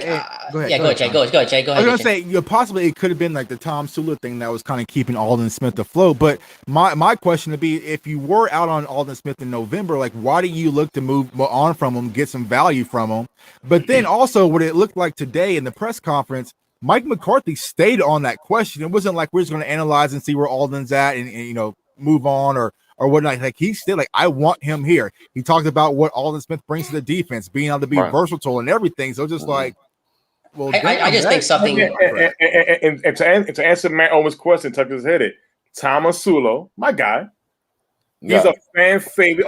That's the answer right there. This is why Greggy didn't get no playing time. Again, coaching staff made poor decisions last season. You're supposed to play the better guys, not your guy. Ain't we tired of hearing, I like our guys? Right. Donovan Wilson, it took more injury. All right, play him. And look what happened. This is what I'm saying. So we can all look into it. I'll say this. Every team is not asking about him for we don't know what reason. Thank you. Fair. Yeah. But they were trying to trade for him not that long ago. No, they were, of course. In JV, they were. Time, but who knows what happened during you could have and this offseason, even before we got to this point, the word was the Cowboys wanted to bring him back. Right. And so what changed in 2 months? But something was going on. You can have a nervous when brothers say issues. There's issues. Okay, every issue doesn't mean that it has to be where your TMZ or you're getting locked up or you do something wrong. It could be even household. There was the two things I heard was issues and something about him needing money to feed his family. God forbid, let's say he has a nervous breakdown in the household. That's not lead to an arrest or something out there. That could be in-house personal. And the thing is with the Cowboys, before we sign him, whatever, let him go through these proper things. We all went through Randy Gregg what he went through. We seen what the running back we had, Randall. John, he from the crib, man. Joseph Randall. I played college football with his brother, man. But this is what I'm saying. Preacher's kids. they have given guys chances, but sometimes that could really hinder your team when you keep having to do these type of things. So we right now it's up in the air. We don't know. But there's a lot of this. What about 30 other other teams? Right. They can use Alden Smith, and nobody's calling him for a reason. So we're gonna find out soon. Something's going on, in my opinion. Something's going on with Alden Smith off the field. But the second half of the season last year, he was ghost. Right. Yeah. He just had one fumble recovery in a late week 14 game or somewhere around there, and he didn't do anything that back end. But it wasn't his scheme. That's the problem. Right. But the problem is they had to pick and choose which scheme. Being that we paid D-Law all this money, let's go back to the 4-3 where he knows. Because that interview when D-Law came out and said, well, all this playing his scheme, that's why he's looking that good. I was like, damn, D-Law, is that what you're going to say about the team? You know what I'm saying? But then back to the 4-3, you saw Alden didn't play as well. But now Randy Greggy was the better player, yes. But Thomas Sula is a fan favorite of Greggy, of Alden. That's his guy. Right. Yeah. Right. Oh, yeah. Right. So like who was really fighting for Alden Smith last year? I'm believing that it was Tom Sula, and now it's like I feel like Mike McCarthy likes him, what he can really bring, because let's not get it twisted. Alden Smith is a dynamic player, but just like Nick said, if the question is he needs money for his family, he probably went to Stephen Jones in negotiation and said, hey, I need this now because I'm going through this. And Stephen Jones said, well, wait a minute, damn it. That's not what we do here in Dallas. And so, we brought you in. We gave you an opportunity. You should be. Loki, do y'all not think that it's very funny that Mike Fisher dropped the Alden Smith story Monday and Mike McCarthy's conference was Thursday? Like, y'all think that was just out of nowhere? Like, y'all don't think, like, if this is a thought process within the Cowboys organization, right? Thought process. Right. Do you not think this would not have been reported over a month ago? It just happened Monday before Mike McCarthy went on. Like, guys, look. What is reported 2 weeks ago, though? All right, fam. I'm not saying you're wrong. But I'm just saying Brothers. He said it. Brothers has said it 2 weeks ago. I literally just put a Brothers' thing that says as they reported Monday. I mean, it is what it is. Again, there's something aloof. If we're talking about why he hasn't signed nowhere else, maybe unequivocally that he talked to. I brought it back for you, Matt Owen. Unequivocally, that he already spoke with McCarthy. And he's like, "Yeah, McCarthy got you back. Don't worry about it. Don't go anywhere." And then things broke down up top, and now here we are. Right? It could have been a long play thing, and things were kind of in place, and then they fell apart, and then all of a sudden we're going to run back with it. Let's say reported 2-3 a month ago. Mm-hmm. They ran the article specifically on SI and on Twitter Monday, doubled down on Wednesday, as we said Monday. Go look at his own retweet about it, and that's 24 hours before McCarthy comes on and says, "Well, I ain't giving up yet. I don't know what y'all talking about." So how about this? There's one group of people that we haven't even judged on this media. Right. Okay, who reported to the media that they giving up on him? Maybe that was made up because the Cowboys didn't make no move. They do that all the time. They don't make a move on a player. They're already alluding to the fans saying the Cowboys are not signing that play. All of a sudden he gets signed. They've been doing with Dak all year, so maybe again crossed over. Exactly. And maybe it was never reported. Maybe that was just made up because nothing was going on with Alden. Now, my brother, he said issues.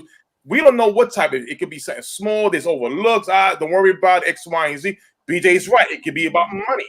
It could still be about money. There's also rumors about him just not being a locker room feel. Like he was probably kind of like a little loner and just kind of like a weird, different type of guy. And we go back to that's in November. Hold on.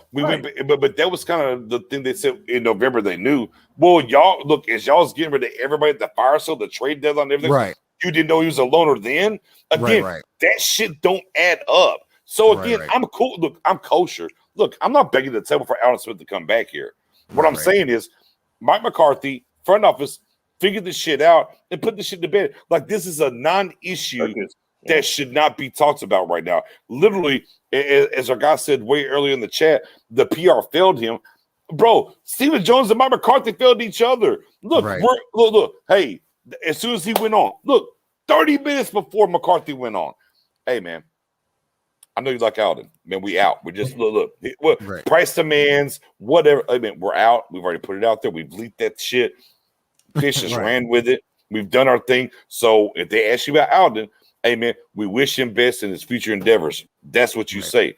And he didn't say that. So and that's the problem. I don't want to look, man. We should probably, I think just personally, I think it's personally he had like a but we probably spent way too much time on Alden. I'm sorry. But I'm just saying it's dumb. Well, let me ask you guys this before we head out, man. What do you think the real purpose of today's press? We got Friday. You got weekend shows go a little bit long. So we got all weekend. But what do you guys think the real purpose of the press conference was today? Just deep. Because Mike McCarthy was not at the Dak press conference, and there was heat in Dallas underneath it. Right, and that's probably what it boils down to. He was on vacation somewhere in the sand or something. He said he was doing cartwheels once he found out Dak got signed. Right. Because you would think that we have a brand new coach in Dan Quinn that he might have been up there, sitting next to Mike McCarthy. It was just a random Mike McCarthy press conference, and making sure he's not getting those what they call them though. He was getting those massages right there the last year. Right. Oh yeah. No, he's alive. Hold on. He's not getting massages. Hold on. No, he's here. He's in the building. Look. Did it feel like they almost said, "Hey, McCarthy, bruh, you gotta come back here and say something. We've done all this shit. You need to come say something." Right. Yeah. Right. And and I feel like he was unprepared. Like they just saw him walking by the office. Like, hey, what you doing at noon? Hey, come upstairs real quick, man. We want to holler at you real quick, and put him on the camera. And he was unprepared, man. So, man, I appreciate you guys stopping by. Spoon, man, we're gonna kind of go clockwise. Tell the people where they can find you at, bro. Oh, you can find me on Star Game with BJ Nix and Miss Mariella. And you find me on Twitter at Spoonie881. Cool. Nix, my man, tell them where they can find you at, bro. Yeah, man. Back doing off of Spoonie. Star Gang Facebook group, also Facebook page. Like and follow, jump in. YouTube, Star Gang Podcast. Just spaces, nothing underneath it. Go hit that sub and the notification bell. And then, of course, on Twitter, man, come follow me on _guy_Nix, Nix. Come through and holler at me. Perfect. And my guy John, man, tell Yep. everybody where they can find you at, You bro. can find us on every social media platform at SoFlo Cowboys, Facebook, Twitter, everything. Yeah. Mm-hmm. Yep. And then you can find me on Twitter, of course, at JTuck151. And also follow me on my YouTube channel. Comment, like, subscribe. Cowboys fans only. We got some contests, man. We're about to work up and chef some few things out, man. Oh, so definitely want to comment. You want the wait. SoFlo. What about the bid though? Come on. Oh man. Let me get another. Was the Farley one? Yeah. Let me get another notch in the belt. Let me get another. I'm 3 deep already, guys. Like I got Tuck in the there. I got Spoonie. I got Big Game. Come on, SoFlo. Join the lineup. All right. So is this going to be a rotational corner, or is this the starting corner? No. SoFlo. Hold on. He's trying to move the goalposts on me. Caleb Farley getting drafted in the first round.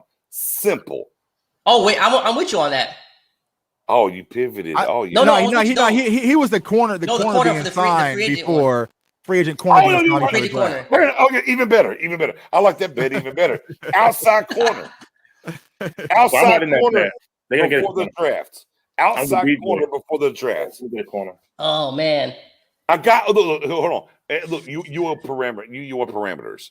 A guy that has traditionally been outside, not a slot. So I'll take, for instance, if they went and got old boy from Pittsburgh, what's his name? Nelson. Gummit. I forgot his Nelson. name. Nelson doesn't count, right? Nelson doesn't count. I'm talking a traditional. Last year, look, the past 2 years, he's played more outside, 51% or more outside than slot before the draft. Hot 50. All right, deal. We'll do it. Let's do it. I got us not taking a corner until the draft. Here's what I'm doing. I'm like Thanos. Boy, I got my gauntlet on. I've already dropped 3 gauntlets. Starting corner, though. Starting corner, Nick. Starting corner. Whoa, I said outside corner. See, now you're trying to move. Yes, that's the hook, man. You gotta be tripping, Nick. That's what you get, bro. We might sign him in the corner, but he might. Yeah, we are. We're gonna sign some bargain basement. You're right. That's not gonna count. I can't. You're moving the goalposts now. I can't go in no bargain corner now. We're going to sign an outside corner. Practice squad corner. I can't. Yeah, right. 53-man roster. No outside guy. Look, here's the guys. Look, I'll give you the list. Let me give you the rundown. I'll give you the rundown right now that's available. Go ahead. Okay. All right, here we go. All right, Nelson's out of here. Casey Hayward, Brian Poole, right? Quentin Dunbar. We do have interest in Poole. Yeah. Oh, look at you. Richard Sherman, right? That's my boy. Darquez Denard. Hey, ATL homie. Holla at me. ATL Denard. Right, Rashad Breeland, you feel me? All those guys are outside guys. All those guys you would think are going to line up day one and start. If we again, look, as Savion Smith walks through the door, bro, you don't lose the bet. Come on, Savion Smith, come on. I'm talking about a solidified guy in the league that has started in the league outside corner for years. And Jay Tuck can be the tiebreaker. Look, and Jay Tuck can be the tiebreaker if I'm right or wrong, or you're right or wrong.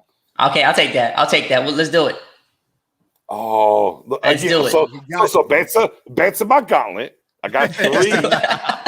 It's so full. It's about to be Spoonie, don't shake your head, man. Spoonie, come on. No, listen. I'll be honest with you. I lost 3 bets with BJ and Mary last year. I learned my lesson. Listen, I'll be honest with you. Listen, he has the beard. He is I see him. I saw he called Dak's contract. He called Dak's contract. We running it back this year, man. Me and Knicks, man, because now I know you gotta watch him. He's sneaky. It's all in the language, man. So wait, what are we betting? We betting the wings? Is that what we're betting? Highlight the A. Outside corner. So your call. Wings or 50, whatever you want to do. Let's do 50. Easy. Okay. We'll just cool. Listen, BJ had told me, when was it? It was Richard Sherman. Watch Richard Sherman get signed. And I was out on Richard Sherman until there was tidbits a couple of days ago when they came out and said, well, he's his own agent. He's the one. I mean, let's be clear. Hey, let's be clear. If Sherman gets signed, I win, right? Yeah. Oh yeah. Okay. Oh yeah. So they But I just got a notification that the Colts and him are close. They say they say, but I think if it's not Sherman, watch out for Denard or watch out for Dunbar. Dunbar's playing the same system in Seattle, so I believe they're gonna get a corner. I believe they're gonna get out. All right, Jay, you're gonna be the middle man. I'm out of this bet. If I was gonna do it, here's how I would do the bet with Nick. I'm in that bet. Out of the 5 guys that he listed, none of them will be signed with the Cowboys. That sound okay. Well, let me go. Whoa. Let me dig deeper in the bag, then, sir. Fair enough. No problems. Let me go back to the bag. Oh, Mackenzie Alexander, 27. He's out there? Oh, yes, sir. Oh. Yeah, absolutely. Look, I'm not gonna say this guy. He played for Philly, so fuck him. Yeah. oh shit. Well, I don't know the guy. Should I mention the guy? Boy, we see what he did. He was there here. He was in the state of Texas already. You know, he still got youth on this. Boy, AJ Bowie on the table, bruh. Okay, I'm going to win this bet easily. Hey, listen. I hope we do sign a corner. I wanted Richard Sherman, but Stephen Jones in the Bahamas, bro. That's what I'm saying. Like, I just feel like Stephen Jones is gonna wait till the draft. Here's how I know I'm gonna win the bet. He said everything that everybody lost. I hope we do, and I've always wanted to walk through that door.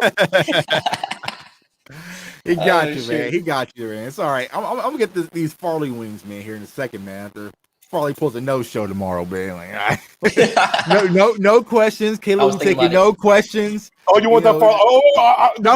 Look, I'm open. You want Farley first round bets? Is that what you want? We'll see. I'll see tomorrow. We'll see at the per day. Oh, Jay, you don't want that smoke now, bro. Come on. I'm on that bet. I'm on that. Oh, you want that smoke? You want the smoke spoon? I want the smoke. No first round, Farley. Farley, no first round. Which one? Wings are 50. You call it. No, you call it.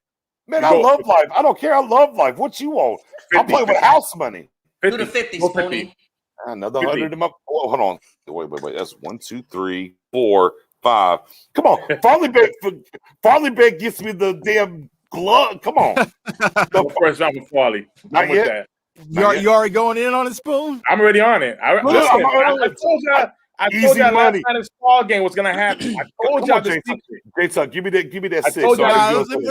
Let me see what happens tomorrow, and then we'll circle back this weekend. I'm telling you, I got that draft and become. I'm telling you. All right, let's go, man. Babe, I appreciate you guys, man. Turn on the notification bell. This is the fun you guys missed out on. You don't have that notification bell, vasectomies and all sorts of stuff going on, man. Pardon me. I'm sorry, y'all. As I said last time on Big Game James Show before we got out of there, it is very important because we don't do this. I know I don't. I feel like J-Tuck doesn't either. If he thinks otherwise, fair enough. Man, it's not just the sub. The bell, because if you don't hit the bell, you don't know. We have time shows. Jonathan, Spoony, we have time shows. But when we do these impromptus, like literally, we didn't know McCarthy. We heard that. Oh, McCarthy's on. Right. Man, my guy Jay Tuck's like, so the mic's on? I'm like, shit, bet, bro. He's like, hey, look, 7. I was like, yo, 8. I was like, bet. I told my guy, hey, bro, I'm gone. I'm going at 7:50. I'm out. You know, I got to go handle business. And man, and you would have missed out tonight, vasectomies and all. yeah, man. It's gonna happen, man. Cowboys, they keep us in there, man. So yeah, definitely tune in, man. Like all these guys' this channel, man. Like I said, a lot of YouTube content creators, man. We're the culture, man. But y'all keep us going, and we're the voice, man. And eventually gonna get this thing right, and I'm gonna get these wings, and we gonna move on to the 2021 season. You gotta bet me to get the wings, let me see tomorrow. Let me see tomorrow, man. I just need Farley to pull that no show for me tomorrow. Do you have another? Do you have another bet on deck? I'm feeling frisky. Oh no, I ain't gonna unload the clip, man. We got a whole season to get ready for, man. But I spoke to my guy CD. He told me like he got me. Run it back. You know? Well, I didn't say I was gonna run that back. You already said you was. In the spoon? No, I said I run the bet. I said I would run I said I run the bet back. I didn't say the exact same bet. Language. Gotta look at the language. Small print. Yeah, we'll run it back. And Spoon, man, show me the footage of the Xavier Woods things. I already remember, man. You gotta dig in the file. Xavier Woods, that's Jay's boy. Unlike Mike McCarthy, man, I'm throwing a challenge flag on that one, man. You don't expect guys to full speed for 70 plays. That's not possible. But it's not possible. Horrible. Get him out of here. Oh man. Hey man. But I appreciate you guys, man. Appreciate everyone in the chat, man. Y'all have a good evening. You, bro. And we'll be on back again. Peace out.